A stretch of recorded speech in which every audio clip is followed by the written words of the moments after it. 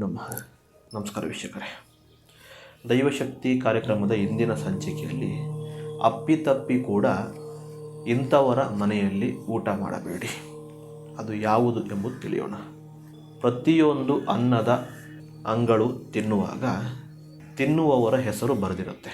ಹಾಗಂತ ನಮ್ಮ ಹಿರಿಯರು ಮುಂಚೆಯಿಂದಲೇ ಹೇಳಿಕೊಂಡು ಬಂದಿರ್ತಾರೆ. ನಿಜಕ್ಕೂ ಇದು ಸತ್ಯ.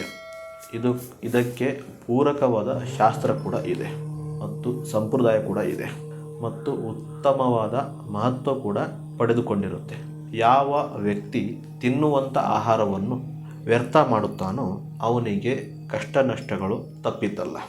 ಸ್ಕಂದ ಪುರಾಣದ ಪ್ರಕಾರ ಇಂಥ ದಿನದಂದು ಬೇರೆಯವರ ಮನೆಯಲ್ಲಿ ಊಟ ಮಾಡಿದ್ದಲ್ಲಿ ಖಂಡಿತ ನಿಮಗೆ ಸಮಸ್ಯೆಗಳು ಎದುರಾಗುತ್ತೆ.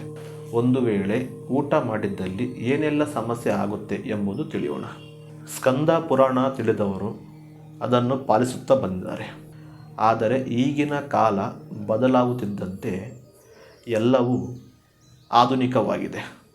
ಜನಕ್ಕೆ ದೇವರು ಅನ್ನುವ ಭಯ ಭಕ್ತಿ ಕೂಡ ಕಡಿಮೆಯಾಗಿದೆ. ಆಚಾರ ವಿಚಾರ ಶಾಸ್ತ್ರಗಳ ಬಗ್ಗೆ ಎಲ್ಲಿ ಅರಿವಿರುತ್ತೆ? ನಿಮಗೆ ಅಲ್ಪ ಸ್ವಲ್ಪ ಆದರೂ ದೇವರ ಮೇಲೆ ಭಕ್ತಿ ನಂಬಿಕೆ ಇದ್ದಲ್ಲಿ ಈ ವಿಡಿಯೋವನ್ನು ಪೂರ್ತಿಯಾಗಿ ನೋಡಿ. ಸ್ಕಂದ ಪುರಾಣದ ಪ್ರಕಾರ ಗ್ರಹಣ ಇರುವ ದಿನದಂದು ಅಥವಾ ಗ್ರಹಣ ಹಿಡಿದಂಥ ಸಮಯದಲ್ಲಿ ಯಾವುದೇ ಕಾರಣಕ್ಕೂ ಬೇರೆಯವರ ಮನೆಯಲ್ಲಿ ಊಟವನ್ನು ಮಾಡಬಾರದು. ಈ ಥರ ಮಾಡಿದ್ರೆ ವರ್ಷಗಳ ತಿಂಗಳುಗಳ ಕಾಲ ನೀವು ಮಾಡಿದಂಥ ಪುಣ್ಯಗಳು ನಾಶ ಆಗುತ್ತೆ. ನೀವು ಮಾಡಿದಂಥ ಪುಣ್ಯಗಳು ನಿಮಗೆ ಯಾರು ಅನ್ನ ಹಾಕಿರ್ತಾರೋ ಅವರಿಗೆ ಹೋಗುತ್ತದೆ. ಅದರಿಂದ ಅವರು ಹೆಚ್ಚಿನ ಯಶಸ್ಸನ್ನು ಗಳಿಸುತ್ತಾರೆ. ಹಾಗೆಯೇ ನೀವು ಊಟ ಮಾಡಿದ ಮನೆಗೆ ಹೆಚ್ಚು ಋಣಿ ಆಗಿರುತ್ತೀರಿ. ಮುಂದಿನ ಜನ್ಮದಲ್ಲಿ ಆ ಮನೆಗೆ ನೀವು ಸೇವೆ ಸಲ್ಲಿಸಲು ಪ್ರಾಣಿಯ ಜನ್ಮವನ್ನು ತಾಳುತ್ತೀರಿ ಎನ್ನುವಂಥ ನಂಬಿಕೆ ಇದೆ. ಆದ ಕಾರಣ ಕೆಲವೊಂದು ಮನೆಯ ಜನರು ಅಮಾವಾಸ್ಯೆ ಅಥವಾ ಹುಣ್ಣಿಮೆಯಂದು ಜನರನ್ನು ಮನೆಗೆ ಕರೆಸಿ ಊಟ ಹಾಕಿಸುತ್ತಾರೆ.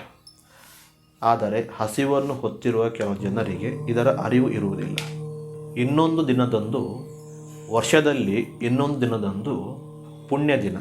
ಅದು ಯಾವುದು ಅಂತ ಹೇಳಿದ್ರೆ ಉತ್ತರಾಯಣ ಮತ್ತು ದಕ್ಷಿಣಾಯಣ ಪ್ರಾರಂಭ ಆಗುವ ದಿನ.